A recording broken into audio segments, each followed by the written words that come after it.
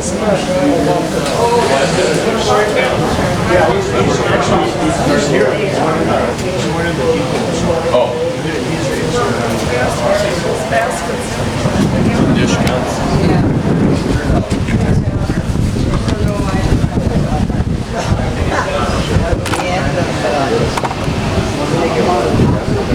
never worked out.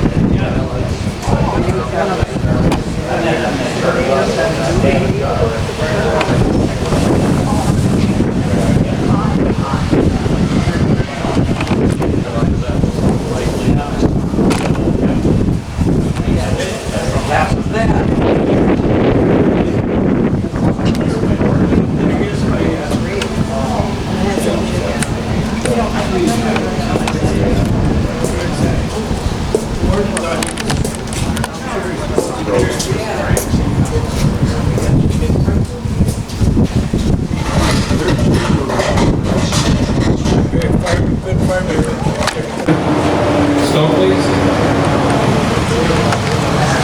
I think we've got a historian here who might know a lot. Hi everybody, I'm Don Holman. And if you don't know me, my dad, also Don Holman, was plant manager. Can everybody hear me? Don Holman was plant manager in the 1960s to the 70s. And my memories of Stokely's are probably a lot different than most people do because they got to work in the office. And I didn't know at the time how lucky I was to be able to work in the office. It took a long time to recognize the advantages that one has when you're the boss's son. But one exception to that is my freshman year of college was 1969 to 1970. And I came back to Frederic in May 1970 to work in the office at Stokely's. But the difference was that I had grown hippie hair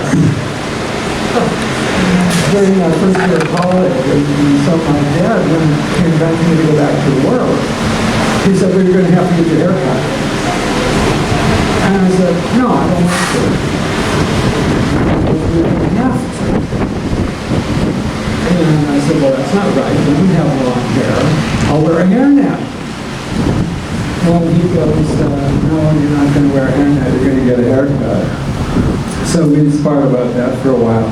And he finally said, you either get a haircut or you don't show up.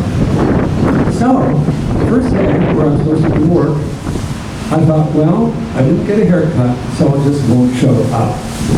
And about 10 o'clock that morning, I awakened to my dad pulling my arm, dragging me out of bed. And I knew my dad as sort of a soft touch. Most people knew my dad as quiet but very stern, and I think some people were afraid of him. Well, he was wearing his Stokely's hat when he pulled me out of bed. So I got my hair cut and went to work. There are a lot of other stories I want to tell, but I just want to say that because of my dad, not only did working there give me an opportunity to bond with him because we had something in common, but people will come to me to this day who I don't know and say, I am so grateful for your dad because he hired me and he was good to me, and I think my dad was very fair. He may have been a little hard-nosed at times. At work, but it makes me feel good that people sort of like me because they like my dad and they're respected. So welcome to everybody. Next person in line can speak.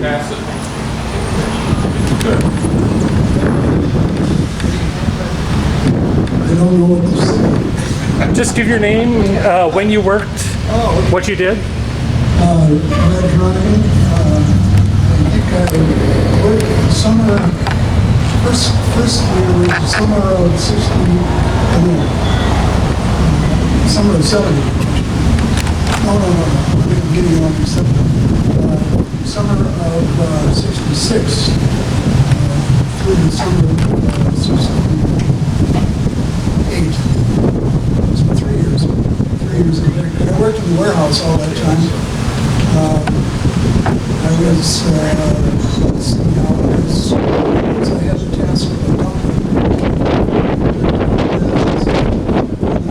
That's where the crates came out of the cooling tank, and then they came over to a machine that had a couple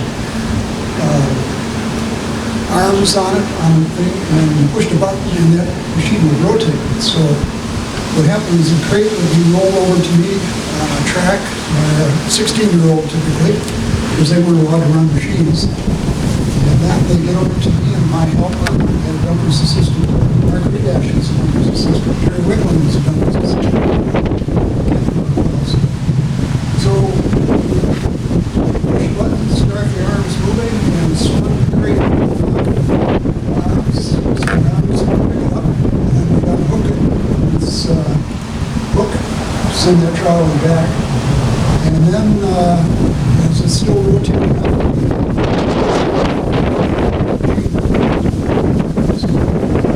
roll over, and then on the trap, on that flap was a trap door, and then the cans would roll out onto a conveyor belt. We did that gently so we didn't dent them, unlike some of the cans I picked up today over there that were dented. So we're very careful about that. And then once they're on our laying there, we check, make sure that there weren't any leakers. We didn't know what leakers were.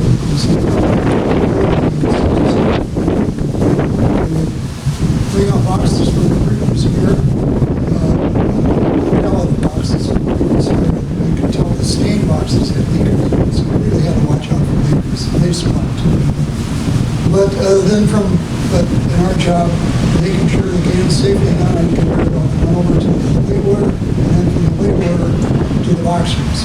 And then from the boxers, so the cans were labeled for the box, and put on pallets again. Somewhere in the warehouse and store.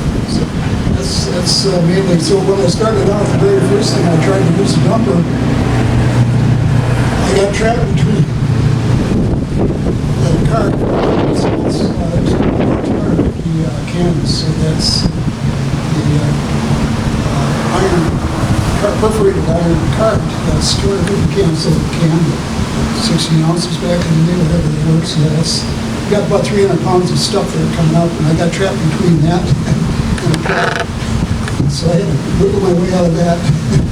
It took me a bit to learn how to do it, how to run the dumping machine effectively. But later on, I just used to have some efficiency exercise, time and efficiency. I could do it by myself. I couldn't do that.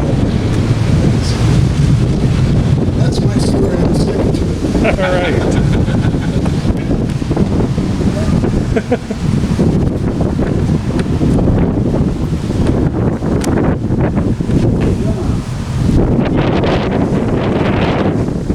Okay,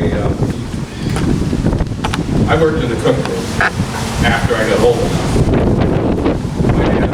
I'm Tim Ryan. I worked there from the time I was a sophomore in high school till a junior in college, about 6 or 7 years. But as part of the cookroom crew was the highlight, because we considered ourselves kind of the, we were kind of arrogant about ourselves. We thought we were the best of the best. In fact, we looked down on the warehouse crew. Why? Because it was 120 degrees. Anyway, there were many characters in those days that worked in the cookroom. I've got one standing right next to me. I'm going to hand it off to him. Bruce Watson. I worked at the factory from 72 to 82. Did everything do there. Drive the truck, work the warehouse, out the fields.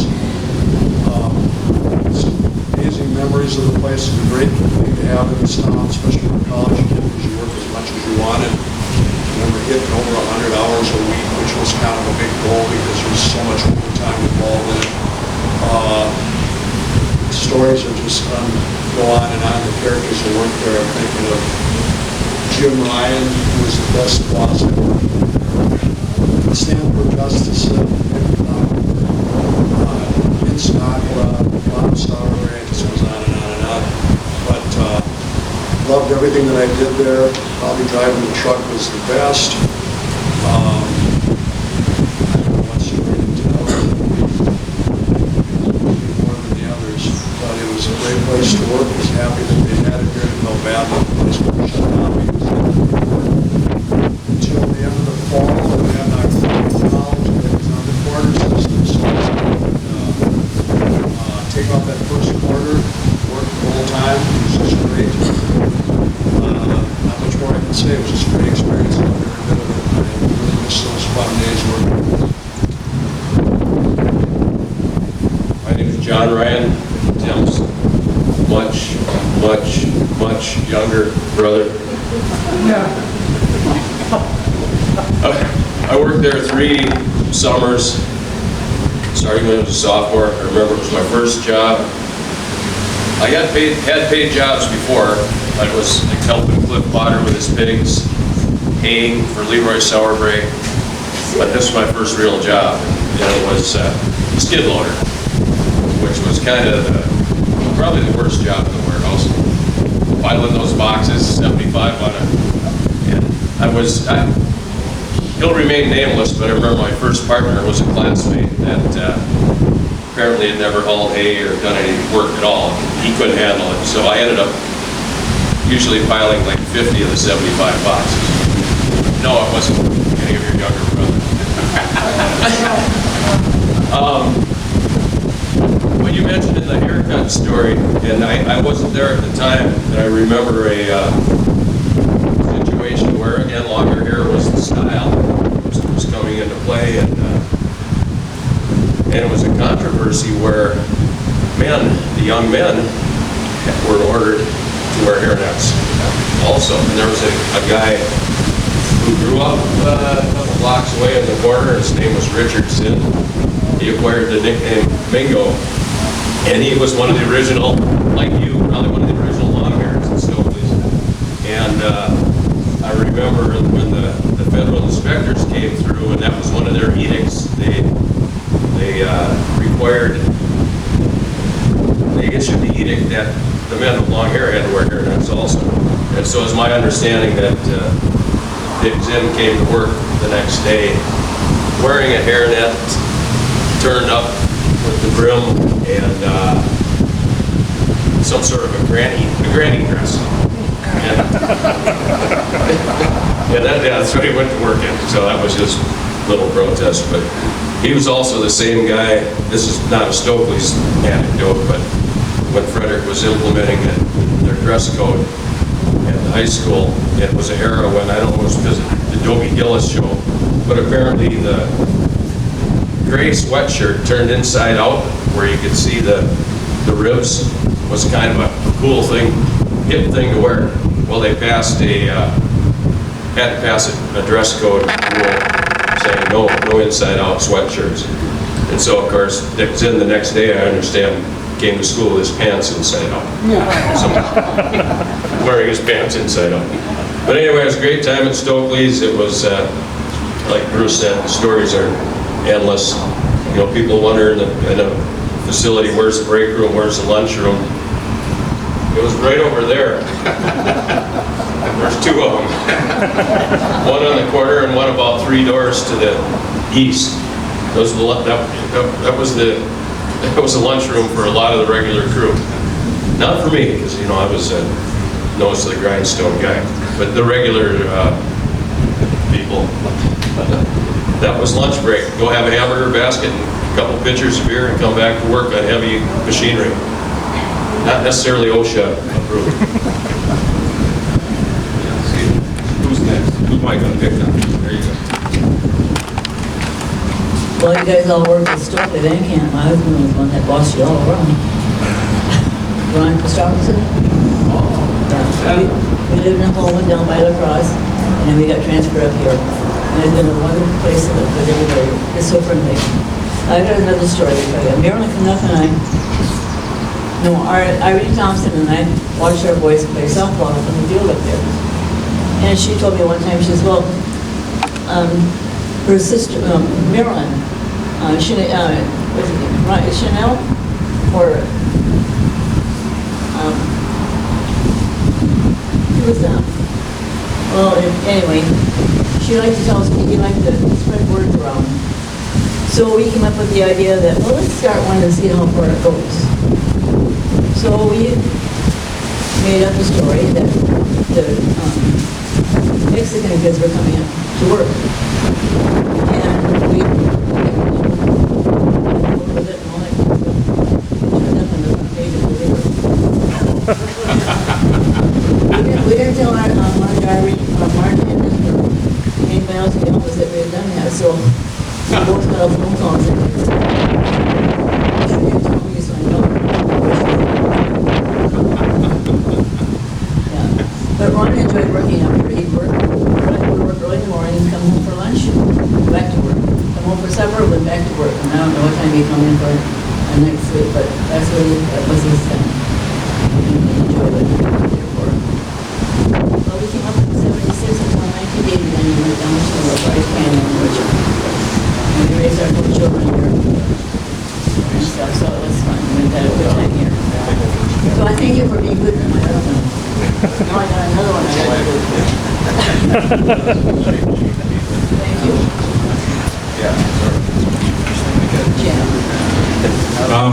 As Janet mentioned, I guess one thing, my dad, as the union steward, had very frequent situations with management and conversation. He worked with management a lot. And the one thing he said about Ron Christopherson, and I shared it with Gene, that Ron is too nice. Oh, and please ask for people who are here before you leave to sign the guest book. Good? Where is it? Right over by the water. Okay. All right. You're the one I'm picking on next. Stand up, I guess.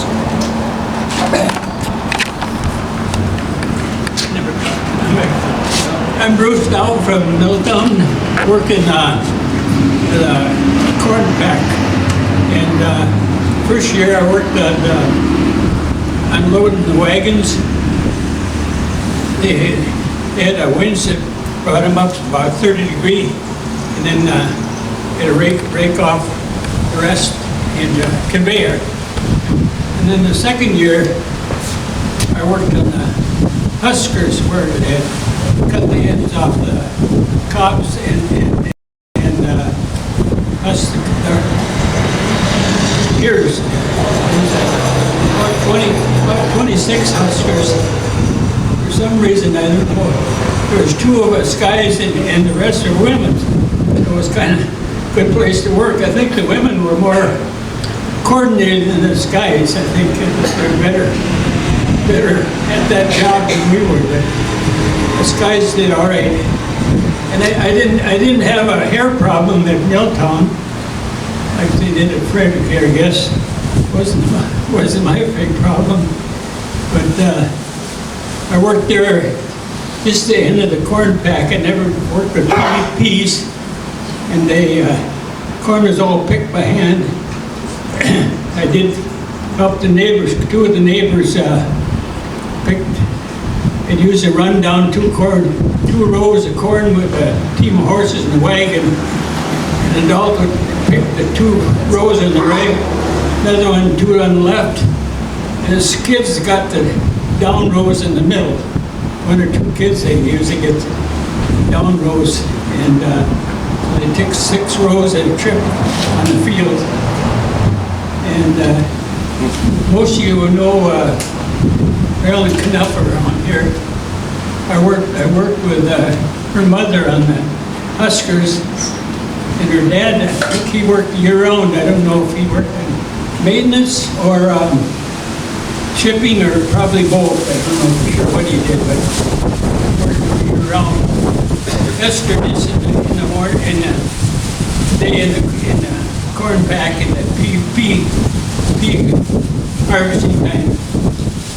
But then I got in on the cleanup crew afterwards. We had to hose down everything with water hoses. And once in a while we get in a friendly water fight at the end of the night. You didn't know when you went to work. You couldn't go to work until after chores was about 8 o'clock, but then you worked till maybe midnight or 2 in the morning. You never knew what hours you'd be done with. But I've never worked in my life any job where I knew I was going to be done at a certain time. I was supposed to be done at 5 o'clock or 5:30, but I never worked in it, no matter what I did. Whether it was union, non-union, I never knew. My wife never knew when I was going to be home for supper. Yes. Okay, thank you much. John here.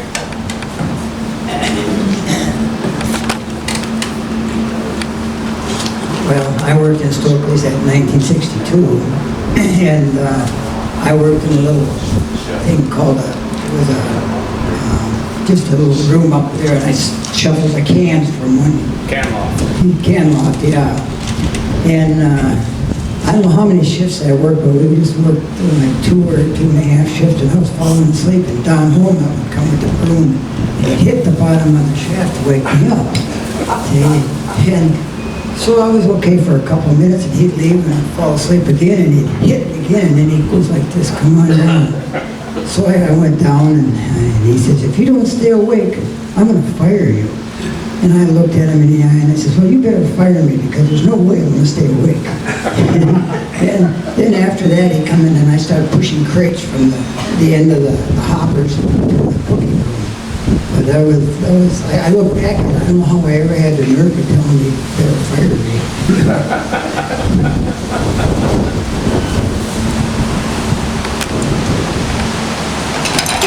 You can say something.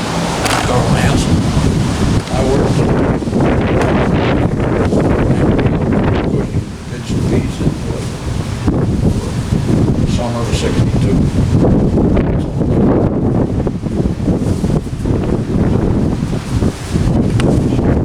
Folks, anything to share? Dawn? Yes. Just go ahead and talk. My name was Shirley Hoover back then, and I worked there in 1956 and 1957, so I must be one of the oldest here. We would pick up out of the boiler, we would pick up 4 cans at a time and set them on the rack, and then they would roll down. And then the next year, I got in the office with Virginia Holmquist, and the home moms were there were a lot of people back then that I knew, and it was the thing that helped you get to college, earning money at the Stokely camp, so I'm proud of it.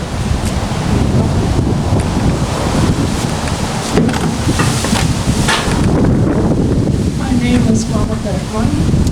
I started at Stokely's on my 16th birthday, 1951, 1952, and 1953.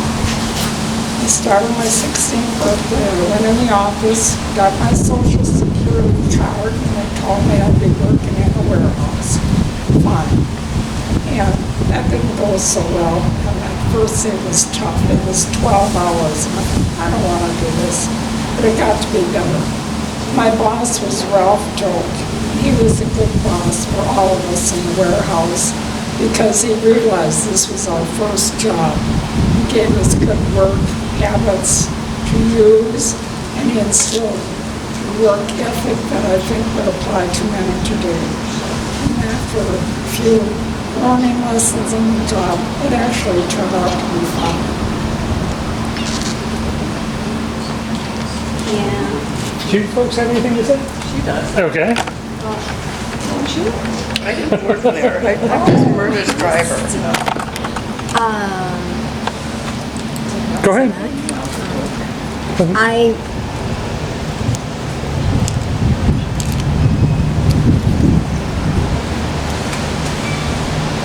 The button is very sensitive. I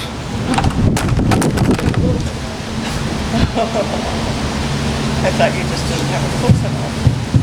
There it is. Check. There we go. Bill Spanizer, and I think I worked in the late 70s, and they must have closed Stokely's about 1980. And then I was A little closer to you. I was dumping cans for one job with Chubby Spencer, and then I was on the boxer where the cans go in, and I was on the bean table when you pick the stuff out, and I worked at Milltown to begin with. I think it was until they closed, but Alvin Anderson was there, and I wish they had a Stokely's here again. No, I was Okay. just her driver. Anybody else want to share? Okay, thanks for your story. Anybody get more? I got a couple of things that I was reminded of. Mr. Dow mentioned a painful memory came back about the cleaning crew. The cleaning crew was supposedly semi-voluntary. If you wanted the hours or not, you could volunteer for their cleaning. You had to cook an extra couple hours. And after working a double shift, it wasn't always a good deal. And Gordon Anderson was kind of the floor manager. And he was the guy that would walk up with you and say, oh, do you want to go on the cleaning crew? That's how I would say it. And I would always tell him to say no. But if I had, work would have got back to my dad and I would have been in big trouble. So I always had to work on the cleaning. It was not voluntary. And one last one, probably my favorite Stokely's experience. It was my first year working in the cook room. And the night shift, you'd sometimes get some characters. And one year, this lanky guy, pretty muscular, shows up with a southern accent. And he says his name is Lance King.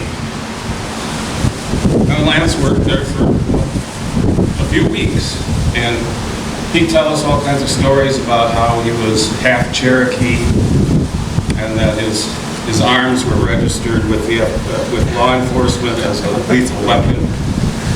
And remember, I was working with Mike Hogan at the time, and we went over to open up one of the retorts. And Hogan turns to me and he says, Lance King, if that ain't an alias I never heard. And sure enough, a couple weeks later, some Marine MPs show up and grab Lance. Apparently he was an AWOL Marine, and his real name was Robert Greenwood. And apparently he had relatives that had a cabin over a little round lake. So that's my favorite cookroom story. I have a quick story. And I'm not a public speaker, but so when I started at 16, I started in the cold beans where you got to pick out the snake tails and the heads and the frog legs and all of that stuff. And then I moved up to the hot bean line, and then I moved to the can line where you made sure the cans got into the cookers just right. And then I spent a couple of days up in the can loft, which was the most fun because I got to drive the heister. And I did that a couple of times until I accidentally dropped it too fast. And there were a lot of people around. And I thought Larry Hackett was going to have a heart attack. And Ray Little came up there and, what did you do? But the best part of Stokely's was it was a great place to work. It was super for this community. And before, we didn't have a lot of good child labor laws at that time, and there were many, many days that you'd go to work at 4 in the afternoon, and I know that the sun was coming up when I would hike through the woods past Manuel Erickson's house to home. And you just did it because it was good money. It was my first union job. And at the time Stokely's closed down, I happened to be employed at one of the lunch rooms, break rooms, whatever. And it was a real big day in Frederic when that steam whistle went off. And it's too bad we don't have that steam whistle. Because that was so cool. That was the coolest part of everything. So we think we know where it is, though. We got to figure out how to get it and get it running. All right, and unless somebody's got something else, I guess we can wrap it up. One last thing, you got to remember that people there at Cannington's been employed up to 500 people, local people, and a good share of them are students, women, men, everybody. And I know for a fact that there were many stoves, TVs, dishwashers, sets of tires, and various items sold locally with the money that people would work the summer at Stokely's. And first cars for kids. Yes. Russ Hansen, who I wish could have been here, told me yesterday that his mom worked at Stokely's one summer to buy a picture window for their house. All right. I'll take it. I know that. Well, thanks everybody for coming out. Remember the lands?